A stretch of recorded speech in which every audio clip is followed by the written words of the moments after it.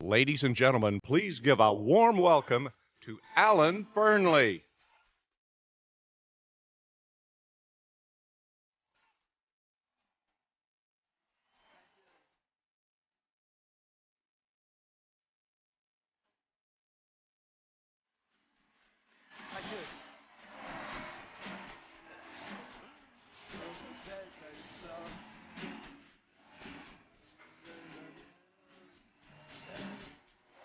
Thank you.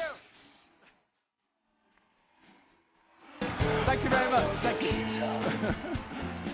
Oh, boy. All right. Thank you. Thank you. Thank you. Thank you. Wow. Thank you very much. Well, listen, good news, first of all. I was told in Oklahoma, nobody could understand my accent. I kept moving around all over the place, that I wasn't wired properly, and it was all very bad because only half the audience could figure out what I was saying. So I now have this notice I'm the only one that's got this very special Madonna mic here. It's a little bit effeminate, like a bird, you know. And I'm taking a lot of time adjusting. Well, here we all are. Thank you. You know, and I guess, you know, we've come from all corners of the United States and Canada to be here, the glorious metropolises of the Northeast and the sandy beaches of Southern California, and from that bit up in Seattle, the rocky bit at the top there, and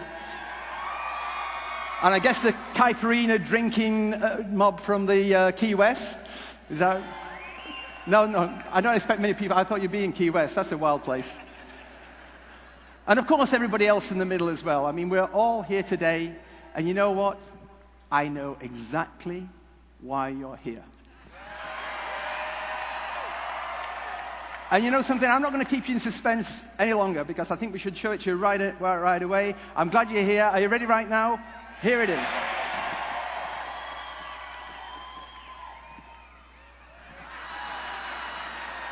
Wasn't it worth the wait? Wasn't it worth those thousands of miles you traveled just to see that gorgeous thing of beauty? Euphoria Dancia, the queen of all mayflies. 17th of May, 4:30. You know, they always rise at 4:30. This one's a little early at 4:25, you can see, but right on time. And I guess half the audience now don't know a single thing I'm talking about because you weren't in Oklahoma, right? If you weren't in Oklahoma, this is the National Geographic Conference. The prepaid legal one is just down the street. Well, I'll tell you the truth. If you weren't in Oklahoma, I was freshly working in marketing at that time, and quite frankly, I didn't have any material. So instead of doing a marketing presentation, I actually talked about my fishing expedition that was coming up, and it was about the mayfly. And the mayfly, the great miracle of the mayfly, is that they grub around on the bottom for 2 years, looking ugly, and kind of trying their best to survive. And then, on one particular day in the last 2 weeks of May, always between the 17th and the 25th, they choose to rise. And they rise to the top, but they all rise as one. Thousands and thousands and thousands. And they pop to the surface and they fly. And the guys, they dance. That's why they call them fairy dancing. They dance and they dance. They dance themselves almost to exhaustion until the girls decide to join them. They mate quickly. The guys then die in exhaustion and ecstasy at the same moment. Frank O'Coin, I don't want to expect you to try this later on. And that way, you know, the girls go upstream 4 or 5 days later, and up to 4 or 5 days later, and they lay their eggs. Now, this unfortunate one, I didn't get the hatch. Unfortunately, I caught about 5 trout. I put them all back, so nobody was damaged in the making of this little movie. And this was at my lunch break when I was very disappointed. I knew the hatch wasn't happening then because it was already late. But then this mayfly turned up. We think she's female because she's hanging around at the end of the bar trying to look nonchalant against, and clearly trying to attract my fly that's there. She probably thinks that's a male. I mean, you've got to feel sorry for this mayfly because, you know, she doesn't know what good looking is because she's been grubbing around and suddenly she looks gorgeous and she's just looking for anything that's right. And he looks vaguely right. So you'll be pleased to know I delicately took her back. I saw about 12 mayfly, that's all. Because unfortunately, she got the timing wrong. She was supposed to be there in 2 days' time. I hope she hung on, because she can hang on if she's a she, for the real hatch to take place. But that's not going to affect us, because we are all here together. We're here together in our thousands today. We all made it here at the right time. We all made it here at the right time to see the transformation of this glorious company into something fantastic, just like that mayfly.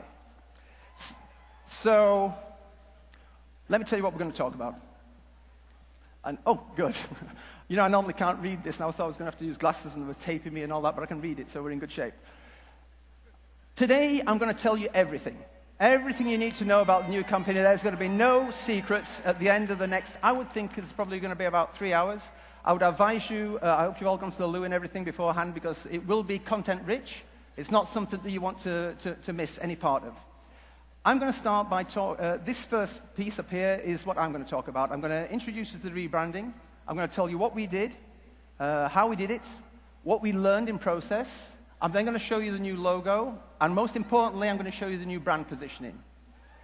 We will then hand it over to Larry and Jesse, and they're going to take you through how we interpret that brand platform in a brand new flip chart, a new customer brochure, and the thing that I'm most pleased about, the membership kits. Because I have to say, I love everything. Well, you know how much I love the prepaid model. I think it's just fantastic. The disruptive model, we'll talk about that before I'm done.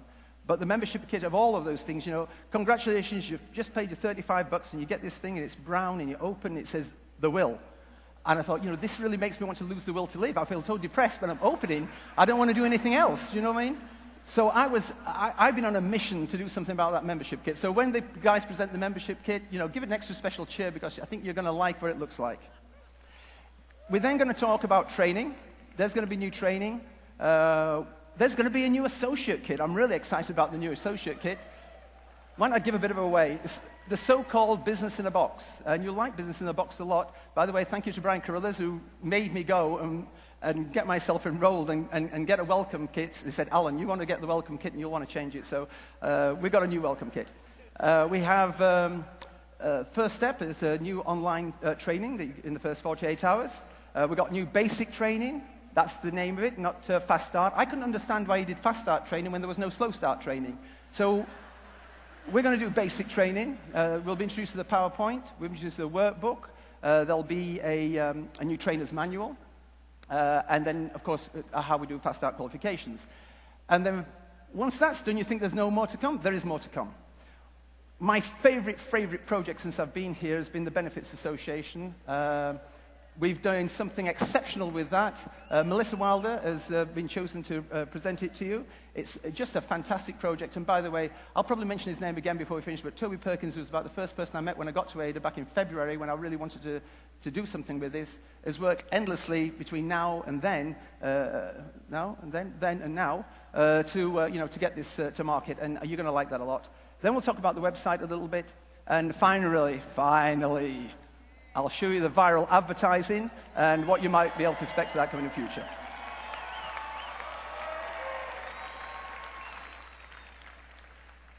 So that's everything.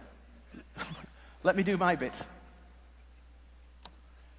In those that were in Oklahoma, those that weren't in Oklahoma, I just didn't talk about the mayfly. That was just 15 seconds. In fact, I talked about the mayfly more now than I did then.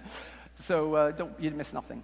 What I did talk about in Oklahoma was the disruptive model. Do you remember that thing about the disruptive model?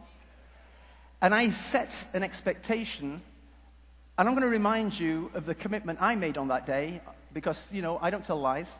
And I said I thought this company looked quintessentially like a disruptive model. And I quoted companies, big companies, like IKEA, I think, and Starbucks, and Southwest Airlines. And I'm just going to remind you a little bit about that disruptive model, because something you need to take this on board real serious. I'm going to be, I mean, the whole presentation's serious, of course, you know, in a light-hearted kind of a way. But this first bit here, if you understand this, then you'll see the incredible, phenomenal potential we've got in our hands that I'll be able to demonstrate over the next 3 or 4 slides. So let me take you back to the business theory. The business theory is about the disruptive model. And what was different about a company like IKEA? Traditionally, when you enter a market, you see the size of the market. You say, what's the size of the market? I don't know, 5 billion, say. And you say, oh, good, 5 billion, so I'll enter that market, I might be able to get 10%. So we've got a $50 billion opportunity. You see the size of the market, you see how much you want to capture. You think for 1 second that a company like IKEA, in the disruptive model, which is different, the disruptive model is different. IKEA didn't go and look, and said, what is the size of the flat pack furniture market? If he'd have done that, he'd have said, well, the size of the flat pack furniture market is this big. How much share can I get? They didn't do that.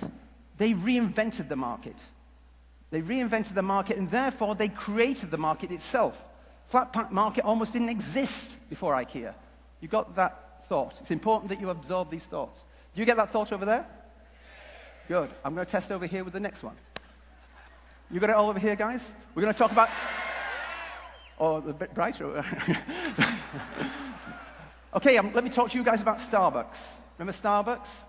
Do you think for a second, when Starbucks were trying to get into that market, they said, oh, what's the size of the cappuccino market? Maybe I can get 50%. No. They were a disruptive model. They said, I'm going to up the quality of this product. And what product were they selling? You know, in my opinion, they were selling just an exquisite moment of ecstasy, you know, which by the way, I did enjoy this. I go to Starbucks this morning, every morning, just an exquisite moment of ecstasy.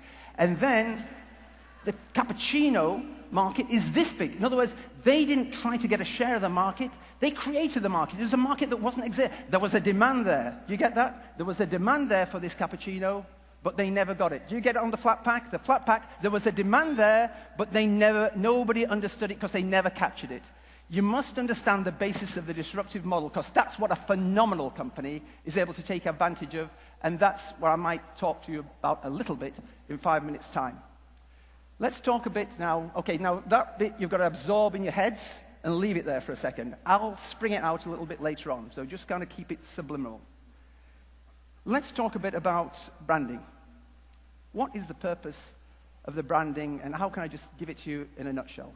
See, we've got the disruptive model, and it needs to be unleashed. And the branding is the way in which we unleash it. This car here is not very nice. It's not my car. Used to be my car.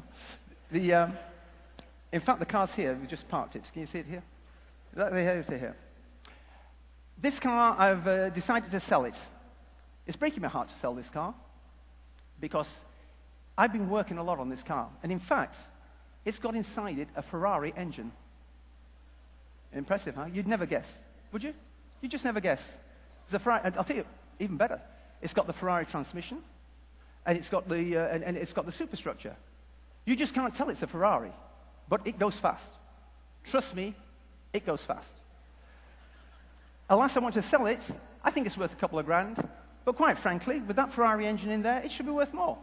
I'm going to try and sell it for 5 grand. So what do? I park my car in front of my house. Here's my car, here's my house. I'm now going to wait to see if anybody's interested in my car. What's happening here? People are walking past, nothing's happening. Do you know why? Because they don't think that thing is worth 5 grand. It's ridiculous, right? Because it looks too bad. I can't think of a better word than bad. So what do I do now? I decide to go direct selling.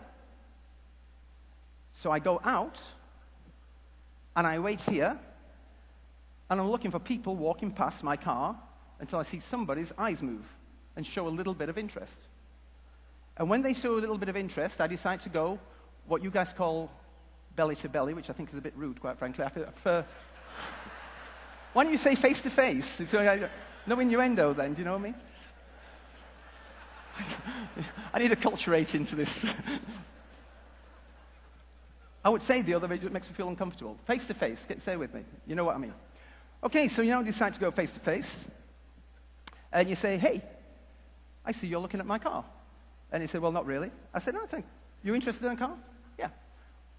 Let me have 5 minutes of your time. I think you may or may not be interested. Why don't you give it a try? Do you think that line would work? Sit in it. He sits in it. I've got to try and now do Ferrari sound. Brum. I don't think it goes brum, does it? In fact, I know the Ferrari motor engine is a race engine that goes in there, so it's more like a woo, right? Okay. So we're going to take it for a little ride around the corner. I haven't done this since I was 3. Brum. Brum.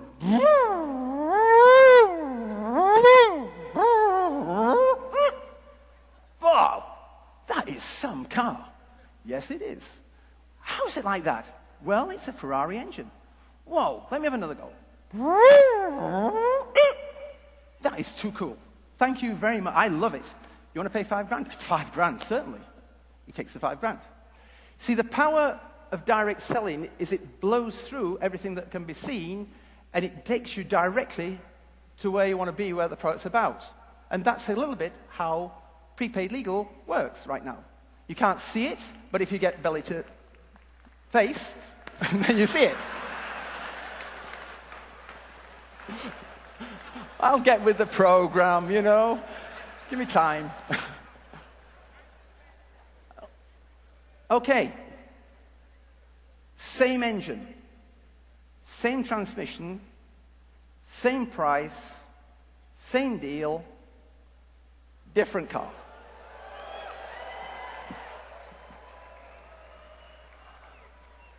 I park my car in front of the house. I put the sticker on. I go back to the house. I turn round and I look out the window. I can't see because there's so many people crawling on the grass like this, waving me thousands of dollars. That's the rebranding. That's the rebranding. Let me tell you how we did it. We started in, having made the decision, we started in May, and those of you students of marketing will be able to follow this process very well. We went through the processes. We just went through the processes in normal time to start off. We just went like a rocket at the end in order to make this presentation, but everything else was done really quite properly and quite robustly. We sat there in May, and the first step in a branding exercise like this is decide what your company is. So there's a lot of kind of meeting and brainstorming and all these kind of things. And eventually you come out with 3 sentences, and that normally takes you 3 or 4 weeks, and it took us all of that time. And then we go into a focus group, and in this case we went into the focus group on the 23rd. And when we went into the focus group, we started talking about what this company was and how you saw it and so on and so forth. And we found out something about the prepaid name which disturbed us a little bit. And the prepaid name, they didn't see, I mean, some people saw it okay. The guys in particular said, well, it is what it is, isn't it? You know, it's prepaid legal, you know, not an emotional bone in their body, really. And then, but other people, in fact, the majority of people said, prepaid, like, well, that can't be real, can it? I mean, if you haven't got a real phone, you've got a prepaid phone. If you don't have a real credit card, it's a prepaid credit card. I mean, isn't it something to do with quality? You know, that you haven't, it's like anything that's prepaid has got to be lower quality. Sounds like it's lower quality legal. Prepaid phone, prepaid gas bill, prepaid electric bill, people who can't afford, you know, et cetera, prepaid legal. So there's a quality implication to it. Also, they were a little bit put off by the word paid. They said, well, prepay and pay more and pay less, where you prepay and you pay some more afterwards. You pay the first bit and then it's the second installment. Don't forget, I'm talking to unawares. They haven't had the chance yet of face-to-face. When they've gone face-to-face, it's okay. You can cure all that. But I'm talking about unawares, what they're thinking of us. So clearly there was a bit of an issue. So then we said, okay, so what would happen if we changed the name? And so the next phase, the next month, was spent exploring names. We started off with about 150 names, and all great ones, of course. We went down to about 30. We screened from 30 to around about 12, which was on our shortlist quite a long time. And then we went back into test. And we went back into test with I think, 7, as I recall.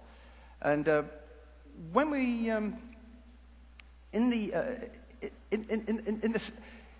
second phase testing, we had more now ideas about what names might and might not resonate in some way, and we kind of narrowed it down. I think we kicked out about 2 or 3, but it really wasn't as conclusive as we'd like it to be. So at that point, we went on and we went into June and decided to go into what they call quantitative testing.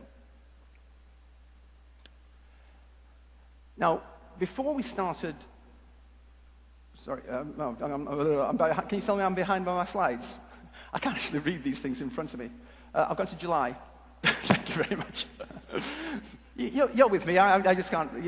Just follow what I'm saying. It's okay. You don't need to follow those things. Okay, so now we're in July, and we decided to go into market testing. Now, before we market tested, of course, we needed to know what we were testing. And this is a very important thing that I'm going to do now, right? Because this is right at the heart of how the rebrand works and what should happen. Because it's not a case of thinking of the nicest possible name. Do you understand what I mean? We've got something to communicate. We've got a Ferrari to communicate here. We need to understand how to do that. So I hope here we are. Guys, if you can't read that, I can't read it, so let me get my glasses out here. Are these my medium distance ones? Let's have a look here. Otherwise, somebody's going to have to come up and read this statement for me. Read amongst yourself until I get these proper glasses. Here we are. Okay. I think we're in good shape. I'll have to come to the front here. Vitally, I know this is not great presentation technique to make you read 120-odd words, and I know that. Yeah. It's vital you read the words. You must read the words. The most important words you're going to read. I mean, these are the most important words you're going to read for a couple of years. There are many times, and bear in mind when we're reading this, we're describing our company. We're describing our company, and we're going to describe our company to people who've never heard of us and ask us, therefore, what this company should be called and how it works and how it functions, etc., etc. You understand? There's a lot riding on this statement. There are many times in life when it would be satisfying to be able to talk to an attorney without worrying about the high hourly costs. ABC, name of the company, is a legal services provider that enables you to work directly with an accomplished law firm for a flat monthly fee. With this service, you'll be able to get the legal protection that is your right, no matter how traumatic or trivial the issue. Your on-call law firm will help you navigate a variety of everyday issues, such as reviewing contracts for your mortgages, car loans, traffic tickets, or apartment leases. They'll also prepare or update your will, assist in credit disputes, cell phone contracts, or answer any other legal questions you might have. Just a simple phone call puts you in touch with an attorney, not a paralegal, who will provide unlimited legal advice to help protect you and your family. That's our company, and that's our product.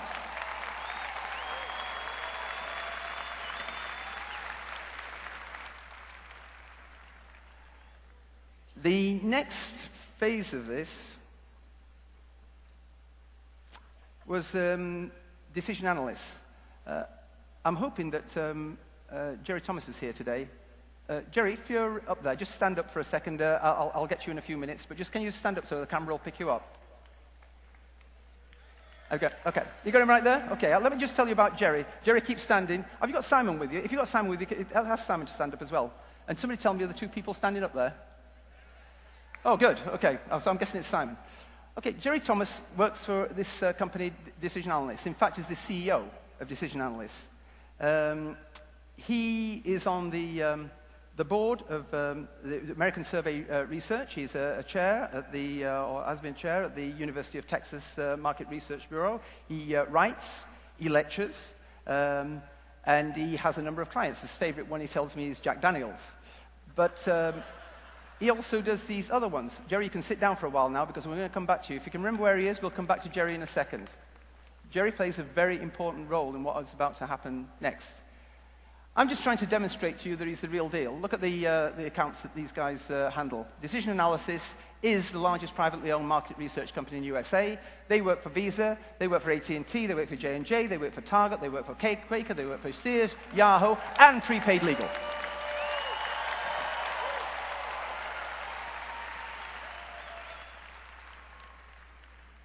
They found out all sorts of things. And I've got to tell you the truth about this story happened, because it is a fantastic story that I'm going to tell you now. We're champing at the bit to get going on the creative, because we're fairly committed to, I'll tell you, it's a name change, of course. We're fairly committed to the name change. And so, at the end of July, I get what they call the top-line report. And the top-line report, and I'm saying, Jerry, forget about the top-line report. Is there a name or isn't there? He said, Alan, there's a clear winner. I say, good. Great. So we're off to the races. And then I actually went back to England to see my daughter's graduation. By the way, my daughter's in the audience today, because I said, if I attend your graduation, you can attend mine. I hope she's enjoying it more than she... That's okay, another question. So anyway, I got the report, and now, after coming back from Ellen's graduation, I was in Ada for a week. Everybody will remember, the first week back in August, I was in Ada. And I've got a lot of stuff to do, you know, because we're now kind of cooking on everything. And I tucked Jerry's report into the back of my case. And as I often do my work in Starbucks, I waited till I got out of Ada. And the first Starbucks after Ada is at Ardmore. And I pulled over into the Starbucks at Ardmore, and I thought I ought to read the rest of this report, because all I'd done is the piece that I needed, which was the name. But I knew there was other things in that report. So I started reading the rest of the report, and my hands started to shake. I have never, ever, ever in the history of the world seen data like this. And if every single one of you in this room, all 10,000 of you, were a marketing manager, you would have never, ever seen data like this in your lives. I promise you this, and I'm going to share that data with you right now.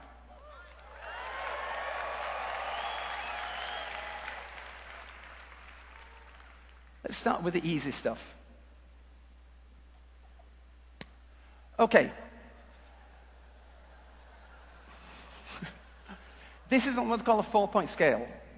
Okay, so the scales would have been something like excellent, good, not bad, poor, that kind of thing. So if you get the top 2, you're doing good. First of all, look how high the numbers are in positive responses to what we sell. And I can tell you which bits people really like and which bits they like less. These are kind of positive. But let's start with the 87%. 87% of people feel excellent or good at being associated with a product that is, that talks to an attorney without worrying about high hourly costs. If you want to ring somebody's bell, I almost guarantee that if you say, talk to an attorney without worrying about high hourly costs, they'll get turned on. You understand what I mean? They'll also get turned on, can you see the 86% at the bottom, by just a simple phone call puts you in touch with an attorney, not paralegal. They like that. A simple phone call is a very good thing for them to like. They really, 84% enables you to work directly with an accomplished law firm. They like the idea that I would suggest that they're not working with Prepaid Legal, but directly with an accomplished law firm. Prepaid Legal just caused that to happen. They like the idea of unlimited legal advice to protect their home and their family. You can see how that works. And then the other ones come down a little bit. Next level down is these flat monthly fee things, because we're talking price a little bit different. So first of all, very, very positive on the product. Let's have a look at something else. Oh, I think I probably didn't press. I don't know. Amy, if I agree. Oh, okay. Yeah. Okay, those of you who are students of marketing will know that when you see a report, you only ever read 3 things. You read overall results, amount of interest, and purchase intent. Overall results is normally the summary of do people feel good about what you've been testing. The overall interest, we'd actually measured overall interest, says, let me think of a product. You'll see this product here? Say, I could ask you the question, I could say, you guys interested in the product? It's a very interesting product, this. What it does is you press it, and then Amy clicks over the slides at the back. But you're kind of interested in this? That's what they call purchase interest. That's product interest. A more telling measure is if I say, not are you interested, I say, would you like to buy it? Would you like to buy this product? Yeah. I don't tell them the price. Well, I can tell them the price at different levels. You can see how, actually, the question's at the bottom. If this new service were available at a monthly price of X, how interested would you be in describing? That's what we're saying. Just look at these numbers. I know you guys have been quoted, and I've been here, and I've listened to some of the, like you say, this product's for everybody except the top 10% because they're too rich, and the bottom 10% because they're too poor. I think that's the pitch there. Therefore, 80% of people are interested. I can tell you precisely how many people are interested, right? Definitely will subscribe, 14%. Right? Now, look, you see the note there. Alan, we use top 2 box. This is a note to me to tell me, and by the way, in market research terms, almost always you use top 2 box. Very seldom top box only. So now, probably would subscribe. This is now positive intent, is 14 plus 24 is 38. Let me translate that for you. If I walked out onto that street today and I pulled 10 people over, 4 want to buy this product. That's what it means. Definitely want to buy this product. You understand that? Let me go a little level down, because it gets more interesting. If I go to the next level down, which might or might not subscribe, these are people that are not negative. Below there, they're kind of negative. They may be gross negative, or they may be just sort of slightly negative. I don't know, because I haven't just pulled that data. I'm not really interested in them, to be honest. The might or might not subscribe could be turned by direct selling, by the face-to-face. They don't know really what they don't know, and therefore by face they made. So my total scope of market is probably about 7 out of 10. 70%, not 80. Bit exaggerated, guys. I don't know if you got to the 80, but 70 is a bit. Yeah. But 70 is a big number. Now, let me tell you something else. Why don't we do what normal marketing people do and say, I'm interested in the 4 out of 10? If I'm interested in the 4 out of 10, there are 226 million adults in USA, right? There is, therefore, potentially, 4 out of 10, 86 million adults in USA interested in this. If we're selling to couples, pairs, you know what I mean? Therefore, let's say that they're all in couples. So that's 43 million. So possibly maybe 40 million. Right? If I can get to 70% of those, 30 million customers. Now, listen to this. Listen to this carefully. Listen, this is really important here. 1.4 million members today. 30 million people at least want to buy it. We sit there and we try and analyze this, and we try and say things like, oh, we're 1.4 million. Wouldn't we have a cracking good year if we grew 20%? That would make us 1.7 million. How about if we grew 100%? That would be 2.8 million members. I'm talking 30 million members.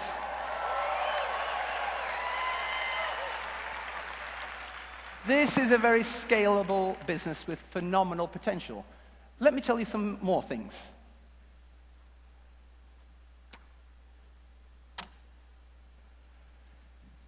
How many of those people are interested in recommending your product to somebody else? Definitely would recommend. I never ever saw, definitely would recommend 38%. I mean, that's like a Chanel number or something. I mean, that's a huge, huge number. Probably would recommend 34%. 72% of consumers would like to recommend this product, our product, to somebody else. That's a huge number. Do you know who they'd like to recommend it to? I can tell you who they'd like to recommend it to. They're not going to recommend it to the plumber. They're not going to recommend it to the mailman. They're going to recommend it to the family or friends. In fact, you could turn the question on its head and say, do you know any of your family and friends who will be interested? You don't have to say, do you know anybody who will be interested? Just say, do you know any of your family and friends who will be interested? And that will get them there. I like the silence. You must be loving it. Let me tell you something. If you love that, you need to pay really special attention to this. You remember in the start I said, over this side, we were IKEA over this side, right, you guys? Remember the IKEA story? The flat pack? You all had it in your head? Flat pack market didn't exist, remember? IKEA came along, said, I'm going to sell flat pack, I'm going to ignore the size of the market, I'm going to create the market. You understand that? You guys over here, we talked about Starbucks. Remember, you had it in your head. We got Starbucks cappuccino market is like this. They don't care. We're going to create the market. Remember that? Watch this graph and be very, very attentive. We asked this question at the bottom. Now, the question that we're asking here is not a proper question. It's a question designed. I've asked this question a lot of times. When I was in cosmetics, you ask it a lot of times. You say, tell me about this product and tell me, is it similar to another product? And what you're really asking them to tell you is there any competition? Because if there's a competition, if I say, I've got my, I've got my noni juice, they'll say, is it similar to another product? Yeah, noni juice is very similar to this juice and this juice. Do you see what I mean?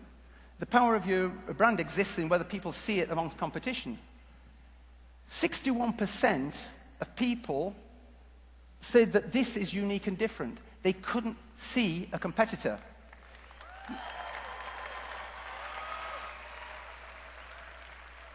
9% said there was a product very similar to this on the market by a company called Prepaid Legal.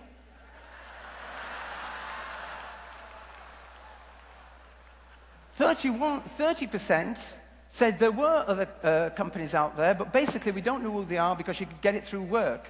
In other words, when we talk about competitors like Hyatt, Nairag, and things like that, they don't recognize, the customer doesn't recognize it. All it recognizes is a work program. I'm in the IBM program, which gives me this, but they don't recognize the brand. In other words, we're the only brand out there. But more importantly than that, we're unique and it's seen as unique and different. Now, what am I showing you here? Try to relate now back to the IKEA thing, because this was the bit that got me shaky. This was the bit that made me have a phone call with Jerry on the way back. Said, Jerry, I'm coming in. We need to talk for about 3 or 4 hours and go through this, because there's something here. And what's there is there's people see that, you've seen how much they like it. You got that, right? They like it. They'd like to refer it. They love it. They want to buy it. They've got positive intent, and yet they can't find the product. There's an unmet need. Like flat pack furniture was an unmet need. Like cappuccino was an unmet need. Like legal services is an unmet need.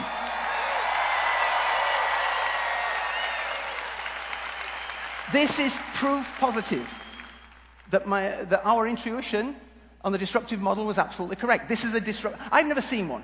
I've never seen a disruptive model. I wondered how it would play out. It plays out like this. Now I can see it. And when I talked to Jerry, I'm going to ask Jerry to stand up in a second, we got to this slide, and I was in stunned silence at this point, and he said, Alan, you know what this means, don't you? And I said, it means big. And he said, it means multi-billion dollars big, Alan. That's what it means. Jerry, stand up again.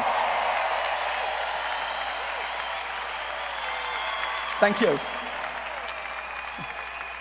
Jerry, stand up. They wanted to see you. They couldn't see you because they haven't got a lighter. Jerry, stand up again. There he is. Okay, you're done. Thank you. I mean, doesn't that make you want to go home right now? I mean, job done. You know what I mean? Oh, I tell you, what a day that was. What a day. Jeez. They just don't get better than that day, I tell you. Great day, Jerry. Thank you. Really appreciate it. Exhausted. Let's have a look. We ain't got the branding yet. Okay, so then August we're charging, right? August we're charging. And now we know we got the disruptive model. We know the power of the thing. We know the name. We've got to develop the brand. We've got to develop the logo. And we've got to develop the creative direction. And, excuse me, I'm just going to have a look at what slide comes next, because I don't want to pop it up ahead of time. And, oh, that's right, I know where I am. Okay. So, I think it's about time we probably saw the logo now and the result of all this creative.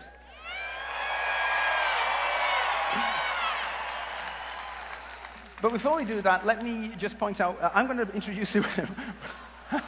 Oh, come on, I don't give him a long time up here. Half an hour, I'll be gone, that'll be it. Let me enjoy.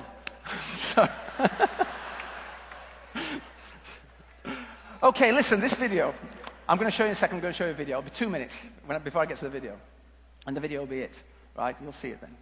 And in the video, now first of all, apologies to my Canadian friends out there. Really, I do apologize. But I started I started the video with "in America," and it wasn't a mistake. But in Canada, we can take out the "in America," and it works just as well. You'll find you'll be all okay, guys. But the reason I started with "in America" is that America for me is a brand. I don't come from America, even though my daughter is American. But I appreciate America from the outside. And everybody knows that America is, as the young lady sang the other day, land of the free and the home of the brave. And and you should reflect on what gives you that freedom, because there's not a more regulated country in the world than America. And the interesting thing is that you can't really have freedom without authority. If you have freedom without authority, it's anarchy. We saw it in England in a couple of months' time when people just go nuts. You know, people are not allowed to go nuts. So, for example, if the next-door neighbor's dog is barking and it's just getting on my nerves, it's wrong for me to go over there and shoot the dog, you know? There's a law against shooting the dog, and it's bad. And so what I have to do, but there is a law that says the dog shouldn't bark so much. So I write a letter, and I send it to this guy over here, and he gets the letter, and it says, "Can you shut your dog up?" And so he goes out, and he's not allowed to kick the dog, you know, because that's also abuse, and you can't kick a dog. So what he's got to do is find another way. Now, what I'm saying here is that there's lots and lots of laws in order to keep that freedom, lots of authority to make that freedom. In other words, I am free, as a person here, I am free to live in my backyard with a dog barking every now and again. The dog is free not to get kicked or shot. The guy over here is free to have a dog as long as it doesn't bark too much. That's the way it goes. And in America, we've developed so many laws and rules and by minutiae in order to get us as free as we can. I signed a lease on an apartment a couple of weeks ago in Dallas, and I was shocked at the depth of this. Look at this thing I had to sign. And I probably need my glasses again here. This is my bed bug addendum. You see that? And I said, well, there's a law on bed bug? What's that all about, right? And yes, there's a law. I sign it. You see my signature here. I'm legally bound by this document. Please read it carefully. And there was two.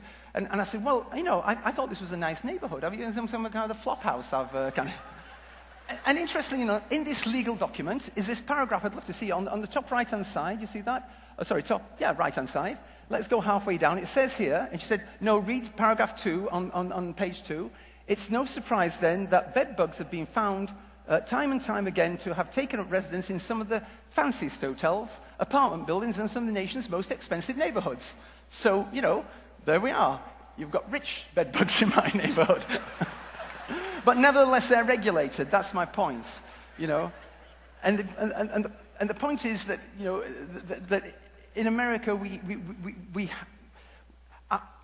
our freedoms come if we understand the law. And if we can work within the law. So unless you've got access to that law, and you all know this story, of course, then you're not free. You are free, but you're not free if you don't know what the hell you're doing. You're not free unless somebody's watching your back, unless somebody's looking after you in some way. That's when you're free. You're free when you understand and you can access that system, and you can get into that system. That's when you have the freedom. Thank you. And I guess now you're more than ready to see the logo, right? So why don't we have a look at it?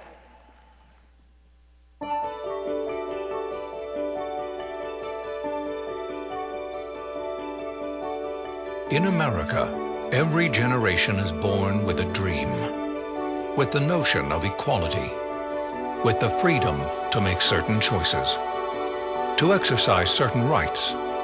The right to life, the right to liberty, the right to pursue happiness. But it wasn't until Harlan Stonecipher was blindsided by a motor vehicle and hospitalized in 1969 that he realized it was money, not rights, that gained you access to our legal system. And after depleting his life savings, defending himself against something he didn't do, Harlan Stonecipher was determined to make legal protection accessible to everyone. Everywhere, no matter how traumatic or trivial the situation, so that no one would ever be blindsided again. And that's exactly what he did. It was the early 90s when an idea to create a proprietary network truly changed the game.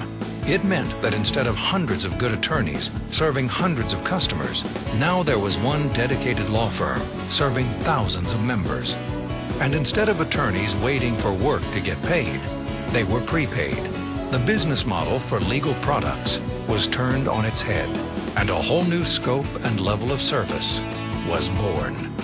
What had been a good product became a great product. And now, on-call advice went from being the privilege of the few to the right of the many. That's the product we sell today. How good does it feel to be able to offer that kind of service to your friends, your neighbors, your community? Our product is something to be proud of. It has stood the test of time. 40 years and 20 million times, our lawyers have been there to protect their clients, helping our 4 million users live their lives on their own terms. Our members fear nothing. The protection of our product is total. A shield that watches over them and their loved ones, protecting their rights, their freedom, and their future. Everyone, everywhere, deserves to wake up with peace of mind, feeling protected every day, every night, now and forever, by our new company, LegalShield. Total access, total freedom.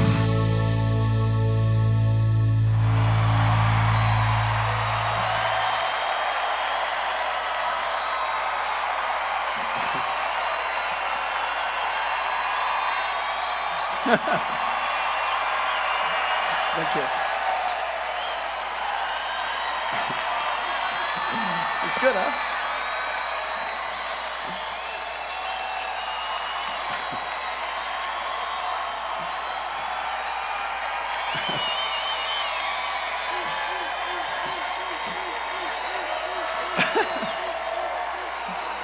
Oh, guys.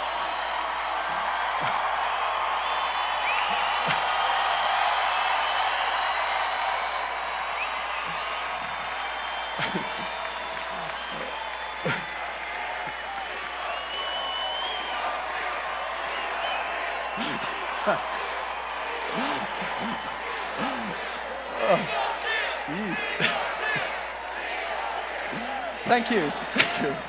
Well, thank you. No, there's more.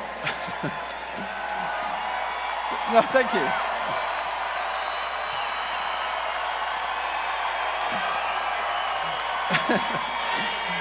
Oh dear. No, thank you. Listen, we've got to get on. Very good. Well, you know, I hoped you'd like it. I was a bit... Nothing prepared me for that. Okay, let me tell you a little bit about LegalShield, and let me tell you a little bit how, because I've got a few more things to show you about this, because this is just the logo. Guys, this is just the logo. Wait till you see the rest of it.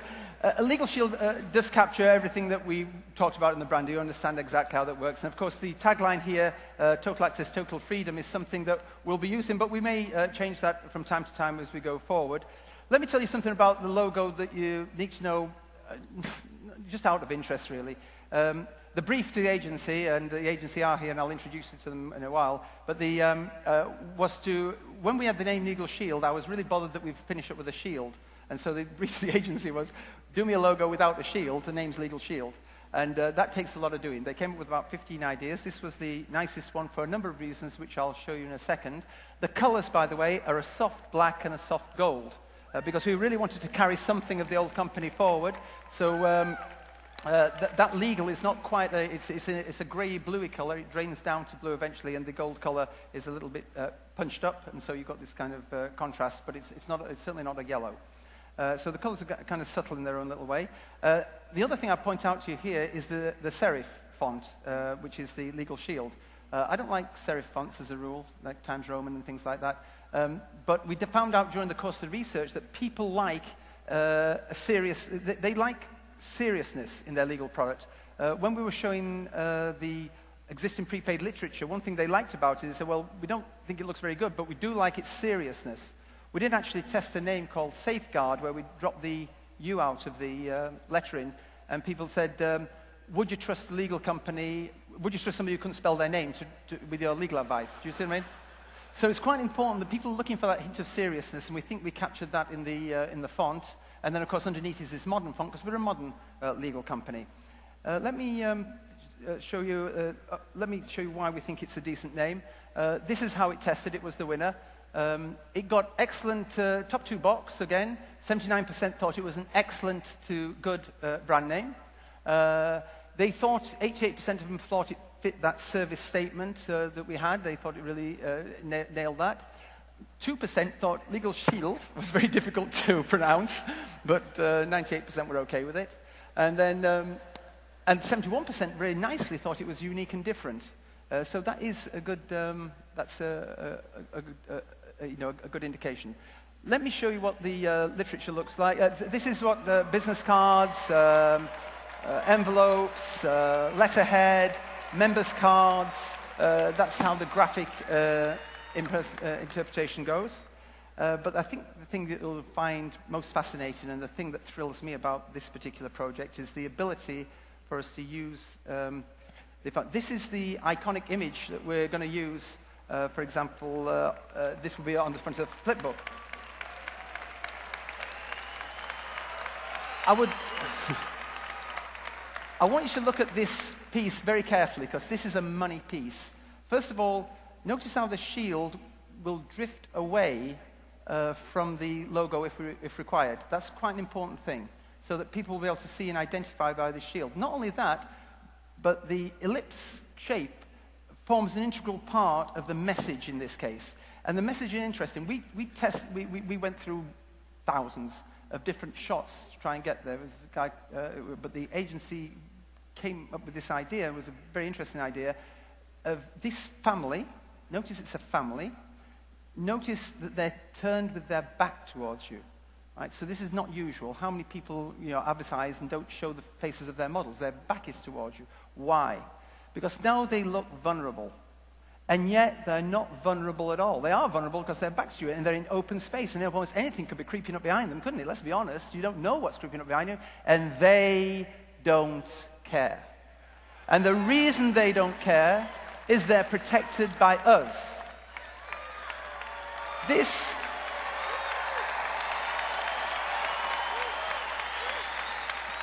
use of iconography is not only, this is what you pray and look for in marketing, differentiation.